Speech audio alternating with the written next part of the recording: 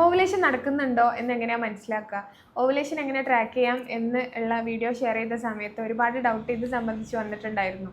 Ovulation നടക്കുന്നില്ല അല്ലെങ്കിൽ ഒരു സ്ത്രീയുടെ മെൻസ്ട്രുവൽ സൈക്കിളിൽ ഓവുലേഷൻ നടക്കുന്നില്ല എന്ന് മനസ്സിലാക്കാനായിട്ട് ഈ കാര്യങ്ങൾ ശ്രദ്ധിച്ചാൽ മതി.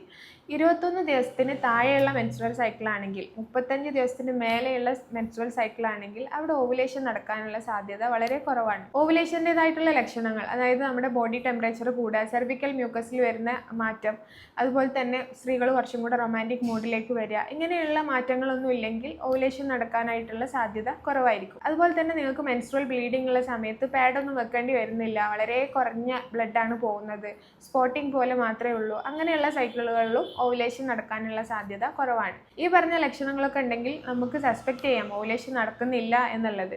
അത് ഉറപ്പിക്കാനായിട്ട് ചെയ്യേണ്ട ടെസ്റ്റ് 21ാമത്തെ ദിവസം പ്രൊജസ്ട്രോൺ ഹോർമോൺ ചെക്ക് ചെയ്യുക എന്നുള്ളതാണ്.